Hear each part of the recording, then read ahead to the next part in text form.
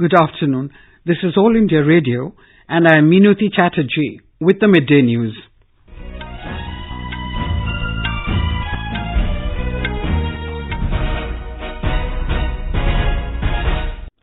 The headlines. 43 people killed in a massive fire at Anaj Mandi area in Delhi this morning. President Kovind and Prime Minister Narendra Modi expressed grief over the incident. Prime Minister and Delhi Chief Minister announced ex-gratia assistance for families of deceased. Magisterial probe ordered. Campaigning picks up for third and fourth phase of Jharkhand Assembly elections. Prime Minister to address concluding session of DGPs and IGPs conference in Pune today. India to take on West Indies in second T20 cricket match at Thiruvananthapuram this evening. And in hockey, junior Indian women's team wins the three-nation tournament in Adelaide, Australia.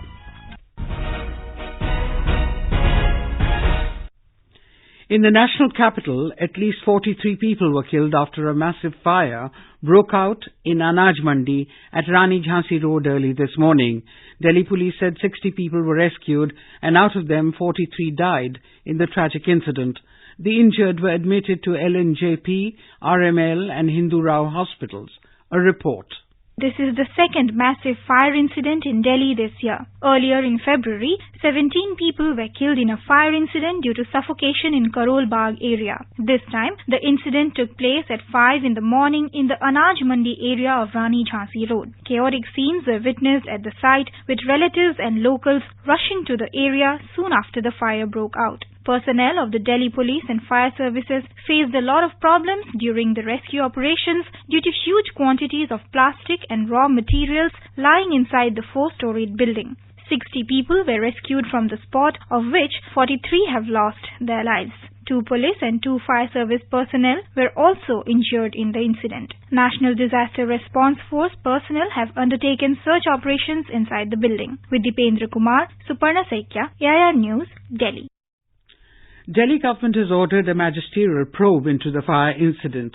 Delhi Chief Minister Arvind Kejriwal, who visited the site, directed the District Magistrate of Central Delhi to submit the report within a week.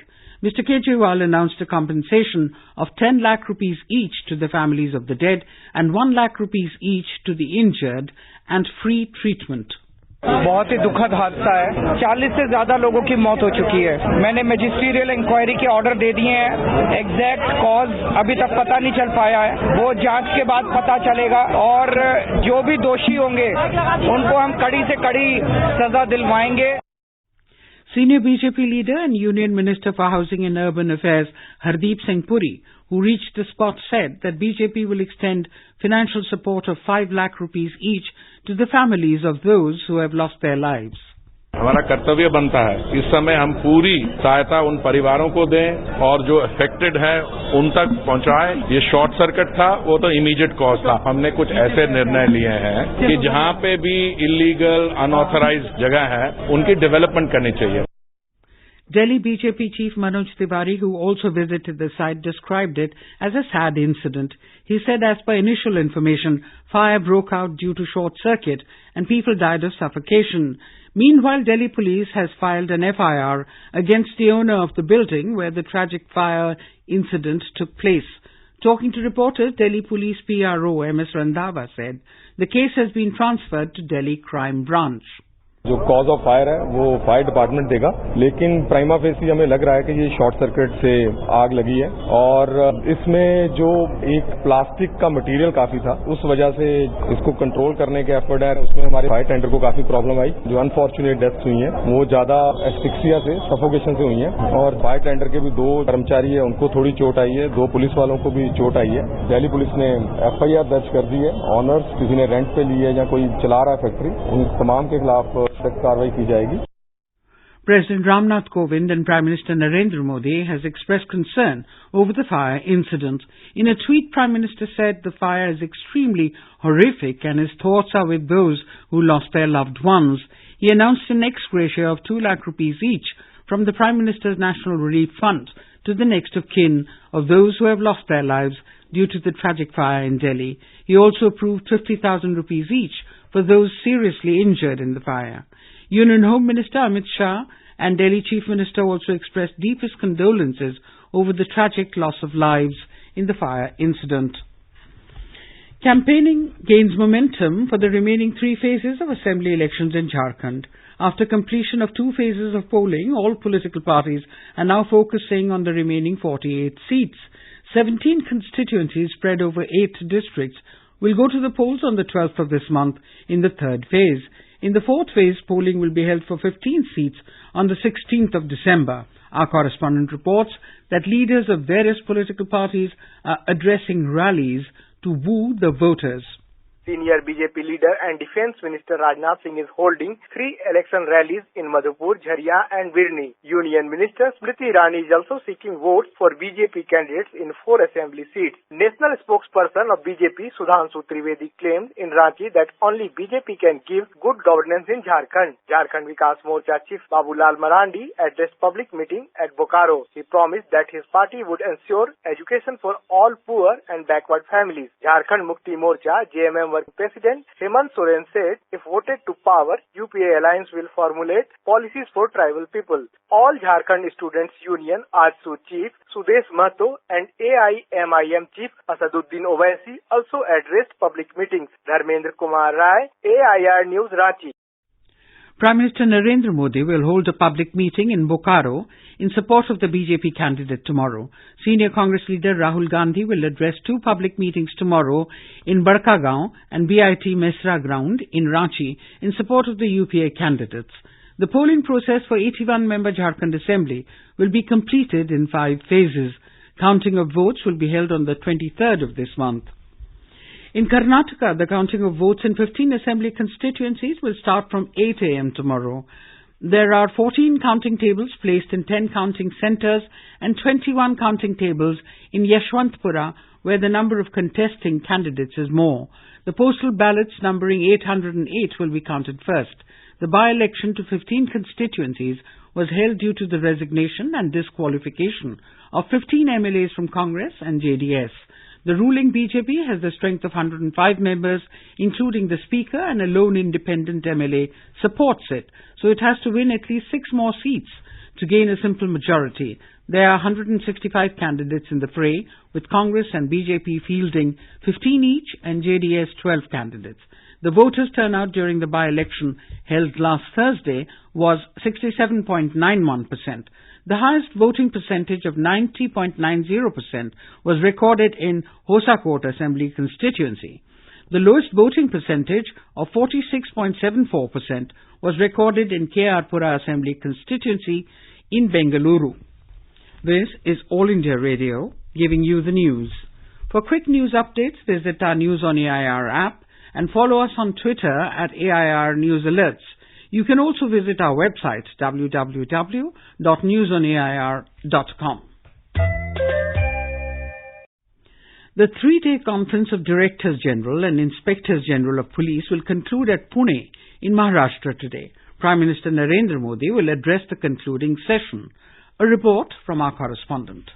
The Conference of Prime Law Enforcing Authorities in country has so far deliberated on various aspects of policing and security issues, including border protection, the linkage of narcotics and terrorism, upgradation of forensic capabilities, threat from radicalization in digital era, and evidence-based policing. While specific cases were highlighted, roadmaps for implementation of key recommendations were also framed. Nitin Kelkar for AIR News, Pune. In Odisha, President Ramnath Kovind today laid the foundation stone for a memorial to mark completion of 200 years of Paika Rebellion, a valiant uprising of Paikas in 1817 against the British rule, which is often termed as the First War of Independence. The proposed project will come up at the foothills of Barunei Hills in Khurda district. The memorial is seen as an epitome of Odisha's valor and will serve as an inspiration for the youth.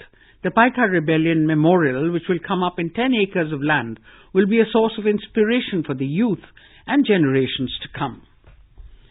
The NHRC team continued its probe into the encounter of the 4 accused in the veterinary doctor's rape and murder case in Hyderabad on the 2nd consecutive day. The team recorded statements of the injured policemen and examined bodies of the 4 accused.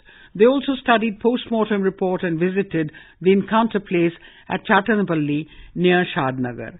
Meanwhile, the bodies of the 4 accused killed in the encounter have been kept at Mahbubnagar Government Hospital under tight security following the State High Court's directive. The High Court will take up a petition tomorrow over the encounter. In Uttar Pradesh, the Unnao rape case victim was cremated in her parental village today. The last rites were performed under tight security. A large number of people and police along with administrative officials were present on the occasion. State Minister of Labour and Employment Swami Prasad Maurya and Technical Education Minister Kamal Rani Varun visited the bereaved family to console. The state government provided a financial assistance of 25 lakh rupees to the family members of the victim last night. Commissioner of Lucknow Division Mukesh Meshram said 2 houses under Prime Minister Awas Yojana for family members will also be provided and a suitable job to 1 family member of the victim will be arranged. In Jammu and Kashmir, the weather is likely to remain dry till Tuesday, with night temperatures plummeting below freezing point in Srinagar and elsewhere in Kashmir. The foggy conditions have disrupted air traffic and surface transport. More from our correspondent. Officials said the Srinagar-Jammu National Highway connecting Kashmir Valley with the rest of the world is open. They said no civilian vehicle is allowed to ply on the highway as only security forces vehicles will ply from both sides of the highway today. Since Friday, the air traffic is disrupted from Srinagar Airport due to dense foggy conditions. The historic 86-kilometer long Mughal Road, after remaining closed for over a month due to snowfall, has been thrown open today with one-way traffic to clear stranded vehicles from Shopian, South Kashmir towards Bafliaz in Pir Panchal region connecting Rajouri and Poonch districts. Tariq Rathar, AIR News, Srinagar. India will take on West Indies in the second T20 of 3-match cricket series at Thiruvananthapuram today. The match will start at 7 p.m. All India Radio will broadcast live commentary on the match, alternately in Hindi and English. It can be heard on Rajdhani, FM Rainbow and additional frequencies from 6:30 p.m. India defeated the visitors by 6 wickets in the first match at Hyderabad on Friday to take a 1-0 lead in the T20 series. A win today will not only help India seal their second series, but also give them a chance to test the fringe players as they continue their preparation for the T20 World Cup. The Indian junior women's hockey team won the 3 Nations tournament in Australia today as they finished top of the points table despite suffering their first loss of the competition. India had 7 points from 4 matches ahead of hosts Australia on goal difference, with New Zealand finishing third with only 3 points from their 4 matches. The Indian team lost 1-2 to host Australia in their 4th and final match of the competition today. In this match, Gagandeep Kaur scored the solitary goal for India in the 53rd minute to cancel out Abigail Wilson's 15th minute strike.